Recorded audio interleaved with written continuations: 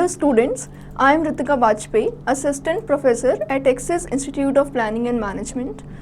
Today I am going to discuss about the SHRM, that is Strategic Human Resource Management. So let's see the learning objectives of Unit 1.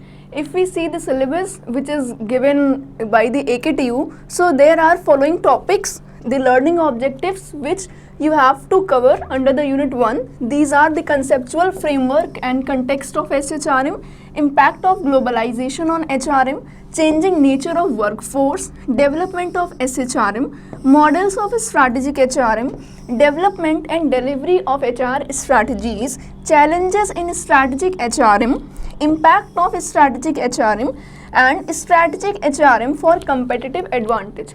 So this is all about the Unit 1, and for today we will cover the conceptual framework and context of the strategic HRM with the development of SHRM. Okay. So first of all, let's see the contextual framework and context of strategic HRM. So first of all, we have to find out that what the term strategy is. Okay. If we see that the SHRM, so this is basically made up of the two words, strategy and HRM.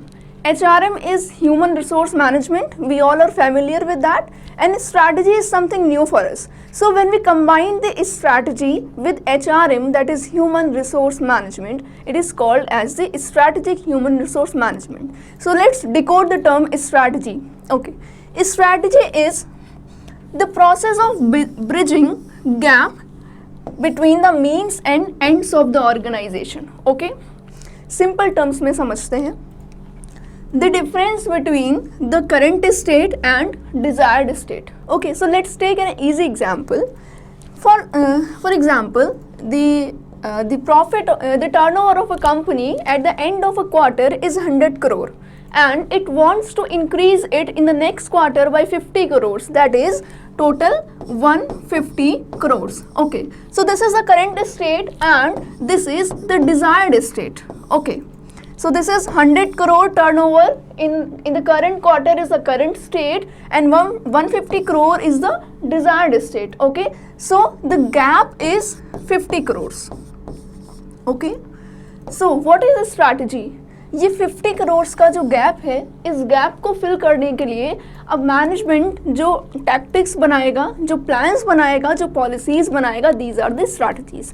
So simple we can say that a plan or a strategy which is formulated to fill the gap between the current state and the desired state is known as the strategy, right? So we can say this is what? This is bridging the gap by deploying and employing strategies and the tactics, right? Okay, so coming to the next slide, let's see a company's long-term plan for how it will balance its internal strength and weakness with its external opportunity and threats to maintain a competitive advantage is known as the strategy. Okay, this is a critical factor that affects a firm's performance, a factor that contributes to the competitive advantage in the market, and this strategy is always a long-term focus. Okay, so I think these points are very clear. I think you must have heard about the SWOT analysis, right? So under the strategy, firm have to do the SWOT analysis. SWOT analysis में strength and weaknesses are something which are related to the internal, internal things of a firm. किसी भी firm की strength और weakness internally related होती हैं, and opportunities and threats, these are something which is outside the organization. ठीक है, तो external opportunities and threat को identify करना, internal strength and weaknesses को identify करना, then to make a super plan is the strategy. This is a critical factor that affect the firm performance. अगर organization ने perfect strategy बनाई है, so success is guaranteed, and if there is any lacuna in the strategy, so this can create a problem for the organization, right? And this is a factor that contributes in the competitive advantage in the market, definitely. See, making a strategy is not a one-shot deal. It takes time to analyze the situation of the organization. It takes time to understand the environment, to understand the opportunities and the threats which are coming from the competitors, the strengths and the weaknesses the organization is having, right? So after analyzing all these things, organizations comes to at end and it makes a plan. So that is a long term focused plan. Like it takes it takes long time to make this strategy, to prepare this strategy. So any problem or any loophole in this strategy can, any positive thing in your strategy that can help in the growth of your organization can be beneficial, and any problem or any negative sense can be a negative point for the organization as well. Okay, so further on, this is a plan that involves the top executive. जो भी strategy का formulation है उसमें top executives and management involve होता है. This is a general framework that provides a perspective for selecting specific policies and the procedures, and this is also a critical factor that affect a firm's performance. This is a factor that contributes to competitive advantage in the market, and it has a long-term focus. Okay. It is a thought that integrates the traditional human resource management activity with a firm's overall strategic planning and implementation, thus called strategic human resource management. So after the strategy, if we talk about the strategic human resource management, so the combination of strategy with the HR functions, with the human resource management functions, is what is SHRM, that is strategic human resource management. Okay, let's see the definitions. The very first definition given here is strategic human resource management means formulating and executive human resource policies and practices that produce the employees' competencies and behavior that companies need to achieve its target gains. Okay, and this definition was given by the Gary Dessel in a research paper given in the 2009. Okay, coming to the next definition, strategic human resource management is a pattern of planned human resource deployment and activities which are intended to enable the firm to attain its goals. Okay, so overall हम किसी भी definition की बात करें, जो crux है, the crux of definition is we have to combine the strategy with HR functions, right? Okay, see the next definition. SHRM has been designated as a branch of human resource management, or HRM, and is fairly a new field which has emerged out of the parent discipline of human resource management. Okay, so let's see the subfields of HRM. Okay, subfields of human resource management. You can see three subfields are given here: MHRM, SHRM, and IHRM. You must have heard about the IHRM, SHRM I told you just now, and MHRM is something that is new for you all. Okay, so let's see what is MHRM. MHRM stands for the micro HRM. Okay, this covers the sub-functions of HR policy and practice and consists of two main categories. Okay, so what are these categories? One with managing individuals and small groups, that is recruitment, selection, induction, training and development, performance management, your compensation management, that is remuneration. Okay, and the other part, this is managing work organization and employee voice system. ठीक है, so first category में हम कह सकते हैं कि हमें individual और स्मॉल ग्रुप्स को डील करना है, and in the second category of the micro HRM, organization have to deal with representatives or a large group of the employees that generally includes the union management relations. Okay, so the next subfield of HRM is SHRM. First one was the MHRM, that was micro HRM. Next is SHRM. SHRM basically covers the overall HR strategies which are adopted by a business unit and companies and tries to measure their impact on the performance, right? And let's talk about the IHRM. IHRM, that stands for the International HRM. It deals with HR functions at international levels tasks which are related with the expatriation and the repatriation, it are covered under the IHRM. Okay. So now let's see the development of HRM. Okay. So this has been, started from the PM, that is personnel management, and now currently we are in the era of SHRM. So the transition from PM to SHRM, is something that has, that has changed the overall scenario. Under the personnel management, it was something like the bureaucratic, centralized, formal, and the practices which have, that have the low flexibilities. And if we talk about the HRM, like after the PM, the concept of HRM has came. So under the HRM, there is cross-hierarchical and cross-functional teams. There was decentralization in the teams. There were, low formalization. They were flexible in the nature. Strategic areas of business were not involved there, and alternative of personnel management. Like SHRM was what? It was just an alternative of personnel management with something upgraded terms. SHRM has been evolved by the Formbran, Tichy and Devana in 1980. They were first to formulate the concept of SHRM in 1984. It is said to be the proactive HRM, and it is concerned with the organization effectiveness and the efficiency in the performance.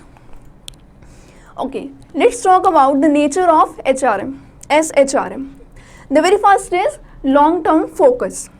As business strategies have a long-term orientation, therefore, focus of SHRM is also long-term, probably more than a year, right? As I have told you that under the SHRM, we have to combine the organizational strategy with the HR functions. So, in order to combine all these things, the final, the ultimate strategies which are related with the SHRM will take probably more than a year.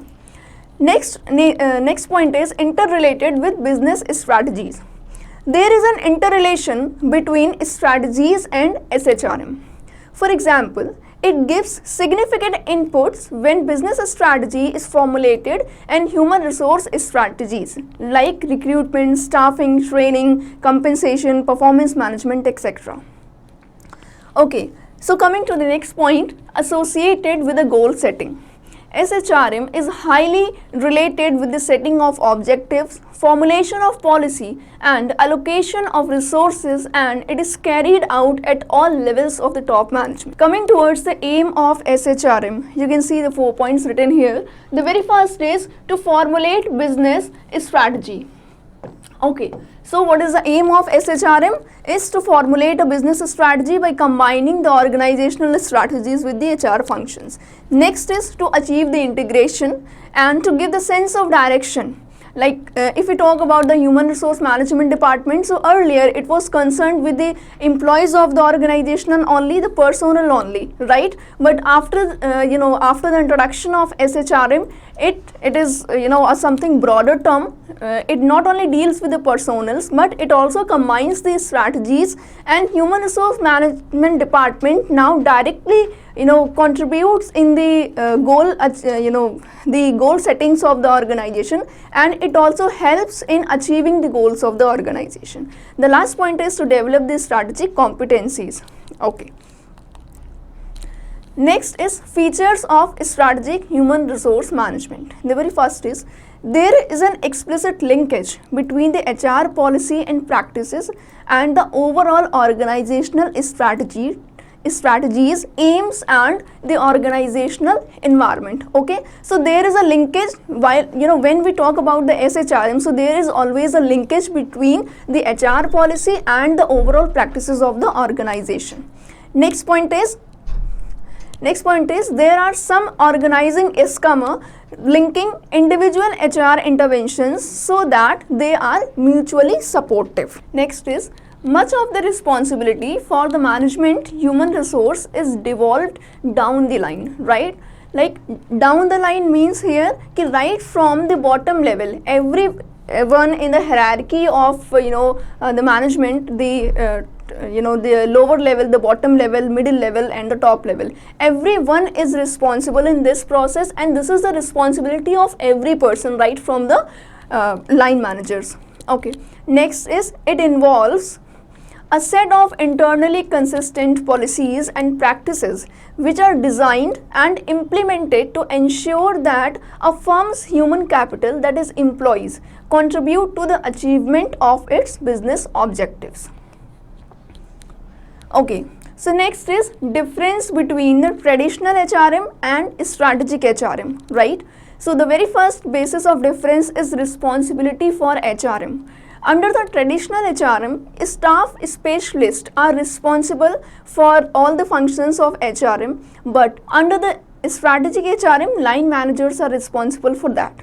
If we talk about the focus, so under the traditional HRM, employee relations are the focus, and under the SHRM, partnership with the internal and external customer is the focus. Next is the role of HR. So on this basis, if we talk about the traditional HRM, so the role of HR is limited to the transactional leader, right? This is transactional leader is who, like the person who follows the changes. The change follower is known as a transactional leader, okay? And if we talk about the SHRM, so here HR plays the role of transformational leader, okay? He actually initiates and develops something new and take the initiatives. Okay, next basis of differentiation is initiative. So under the traditional HRM, the initiative is very slow, the process is reactive and it is fragmented. But if we talk about the strategic HRM, so this is fast, proactive and integrated. If we talk about the time horizon, so traditional HRM is basically a short-term process and a strategic HRM covers the short, middle and long time horizon. If we talk about the control, so traditional HRM is having the bureaucratic control through the rules, procedures and policies. If we talk about the SHRM, so there is organizational control through flexibility. There are few restrictions on employee behavior as possible.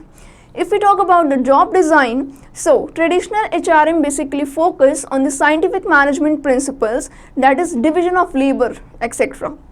If we talk about the strategic HRM, so there is a broad job design, there is flexibility, flexibility in the teams and the groups, and there is cross-training culture. If we talk about the key investment, so under the traditional HRM, capital, product, technology and finance are the key investments. If we talk about the strategic HRM, so people, their knowledge, their skills and their abilities are the key investment. If we talk about the accountability, so under the traditional HRM, it is considered as a cost center, right? And if we talk about the SHRM, so it is considered as an investment center. Okay, let's talk about the benefits of SHRM after the difference. The very first is contributing to the goal accomplishment and the survival of the company. Okay, SHRM contributes in the goal accomplishment of the organization and the survival of organization. The next is supporting and successfully implementing the business strategies of the company.